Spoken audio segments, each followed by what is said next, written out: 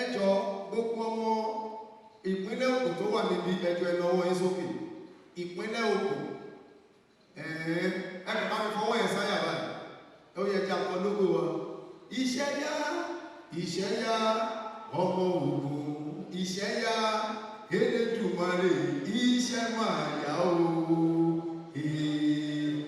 iṣẹ́ yá ọmọ Ògùn iṣẹ́ yá ẹ̀yin ọmọ Ògùn ẹ ṣe kiri iṣẹ́ pọ̀ fún wa láti ṣe ọmọ rere kì í sáṣẹ́ ọmọ Ògùn kì í ṣọ̀lẹ ẹ bẹ̀rẹ̀ pẹ̀lú wo Ọlọ́run bẹ fún wa ẹ tẹra mọ́ṣẹ́ o iṣẹ́ yá ọmọ Ògùn iṣẹ́ yá ṣùgbọ́n ẹ ní sùúrù ẹ máa tó pàtẹ́wọ́ ṣe ní gbogbo iṣẹ́ tó yá yẹn ẹ jẹ́ ká gbé tì lẹ́fi ní bá dòdò ṣùgbọ́n ẹ jẹ́ ká yí pé Elédùmarè owó máa yá owó yá ọmọ Ògùn o.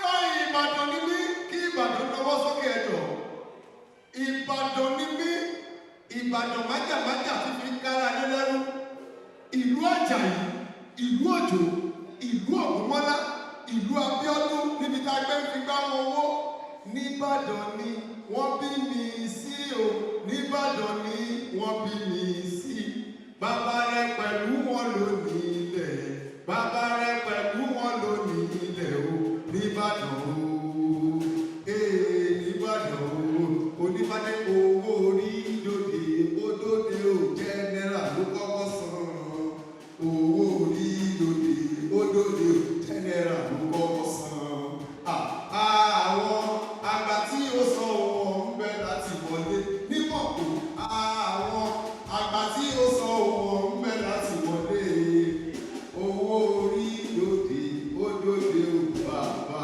ẹ bá pàtẹ́wọ́ tó ga fún ìlú Ìbàdàn Ọ̀yọ́ ò sí bíbá yìí ṣé mọ̀ pé báyìí àtọ̀yọ́ ọjọ́ máa ń kílèmù ní ṣọ́yọ́ wà mí Ọ̀yọ́ ò wá ìpínlẹ̀ Ọ̀ṣun dà Ọ̀ṣun àwọn kan ò lọ́wọ́ ìbínú mi lẹ̀ lé Ọ̀ṣun àbúráìsì kan máa ń sọ lórí ṣọ́ọ̀bù ẹ̀ Ọ̀ṣun ìyá malẹ̀ ò lọ́wọ́ Ọ̀ṣun lé téńté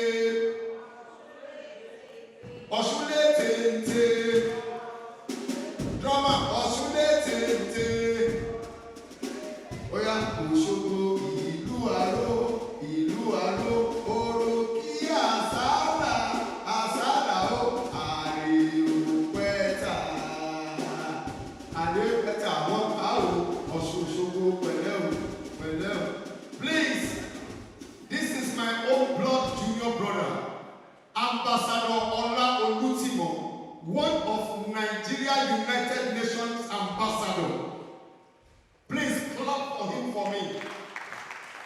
Otuba, all the way from Namibia because of this event.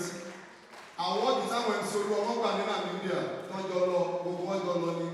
Sir, he anchored the event and our first lady in Nigeria, sir, my blood junior brother. Welcome, Ola. God bless you. And my God will honor you. Ola Olutimo, welcome, sir. Oh, rántí bá ṣe máa ń lọ. Ẹ bá fún ní àtẹ́wọ́ dáadáa. Oh, rántí bá ṣe máa ń lọ. Oh, rántí bá ṣe máa ń lọ. It's not easy. We've been expecting him for the past 2 hours now, but we give it to God Almighty for his safe arrival. Thank you very much for coming.